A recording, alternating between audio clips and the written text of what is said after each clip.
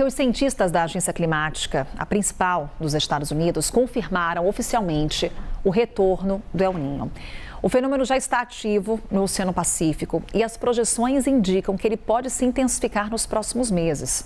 Vamos então falar com o professor Pedro Cortes, nosso analista de clima e meio ambiente. Professor, previsões então se confirmaram. Um bom dia. Bom dia a todos.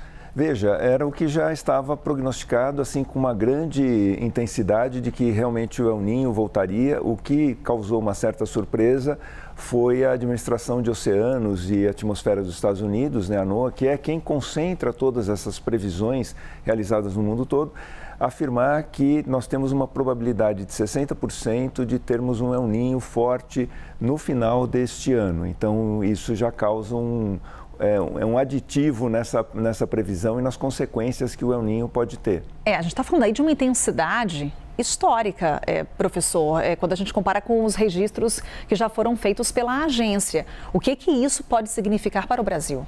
Veja, nós temos uma arte que ajuda a entender, recapitular o que é o El Niño em termos de aquecimento. Hoje nós estamos com um aquecimento, veja, o El Niño, ele é o aquecimento do Oceano Pacífico nessa região central, aqui na região equatorial. Quando essa temperatura ela fica acima de 0,5 grau, numa média de 30 anos, não é na variação diária, uma média de 30 anos, caracteriza, e durante 3 meses caracteriza-se o início do El Niño. Hoje essa temperatura está a 0,7 graus. Então já temos um El Niño de fraca intensidade, mas que vai progredindo, podendo chegar acima de 2 graus, aí caracterizaria um El Niño forte dentro dos próximos 6 meses.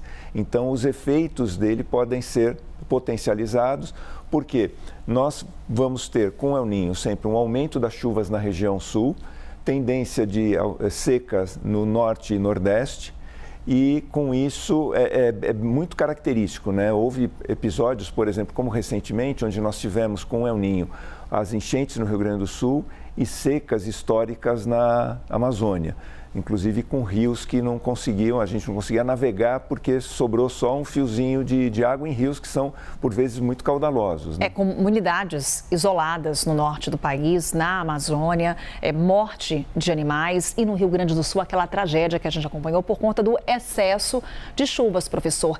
E no ano em que essas tragédias aconteceram, não estávamos falando de um fenômeno tão intenso. Veja, ele foi classificado como El Niño forte no final de 2023, mas quando a tragédia ocorre em abril de 2024, ele já estava enfraquecendo. Então, a gente não precisa, o que eu tenho dito, a gente não precisa ter um El Niño forte para que as consequências elas sejam exacerbadas em função do aquecimento global que potencializa a ação do El Niño. Até vou pedir para voltar a imagem do globo, porque nós temos um alento, algo que pode ajudar a modular, a reduzir a intensidade do El Niño aqui no Brasil. Repare que aqui, no norte do Pacífico, as águas estão num tom azul mais claro. Sim. Isso daqui é muito importante porque nós temos um outro evento parecido com o El Niño, só que ele dura muito mais tempo, que é a oscilação decadal do Pacífico. Essa alternância de águas quentes e águas frias no norte do Pacífico, e nós estamos numa fase fria, e quando essa fase fria ocorre, nós não temos um evento tão forte para o Brasil. Então isso pode ajudar a modular essas ações, nessas consequências do El Niño no Brasil. Mas de qualquer forma, desculpa de interromper, de qualquer forma a gente vai enfrentar problemas com ele. Porque a gente estava falando aqui, para a gente ter a ideia aqui do Brasil, seca na região norte, e Nordeste também. No Centro-Oeste, muita atenção ali para a ocorrência de incêndios florestais. Sim. Inclusive, já uma mobilização por parte dos poderes públicos, e quando a gente fala de poder público, é Supremo Tribunal Federal, inclusive, cobrando ações preventivas por conta dos efeitos do El Niño.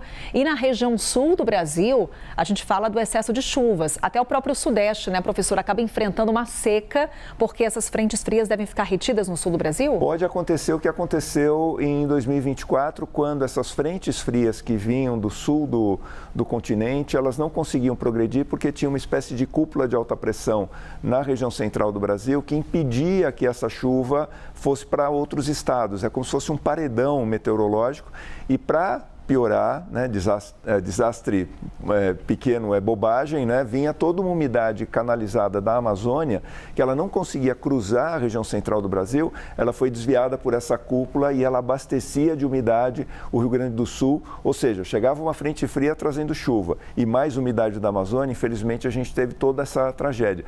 É um cenário que pode acontecer, não podemos descartar isso. Não estou aqui dizendo que vai acontecer, mas a gente tem que se preparar para isso com antecedência. E esse é um ponto. Será que o Brasil está preparado para lidar com esses eventos climáticos? A gente conversou com o Giovanni Dolif, ele é pesquisador do CEMADEI e alertou que o Brasil tem mais de 8,5 milhões de pessoas que vivem em áreas de risco e muitas nem sabem. Por isso a importância de um monitoramento para evitar tragédias. Bora conferir. Infelizmente, a gente não está conseguindo fazer esse dever de casa de reduzir o número de pessoas em áreas de risco. Ele tem aumentado.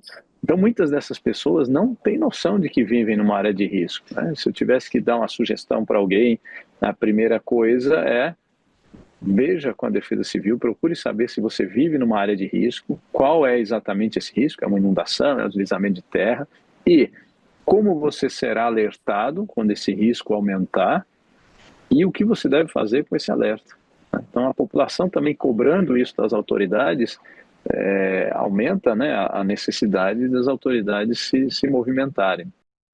Fora você tem esse aquecimento das águas do Pacífico, temperatura do planeta subindo, são eventos interligados, professor? Sim, na verdade esse aquecimento do planeta ele coloca mais energia na atmosfera e isso potencializa os eventos climáticos. Então onde chove costuma chover com maior intensidade, aonde vai ter seca, a seca costuma ser muito mais intensa. Alertas que a gente traz aqui com o professor Pedro Cortes. Professor, muito obrigada por essa conversa. Bom final de semana a todos. Para o senhor também, até segunda.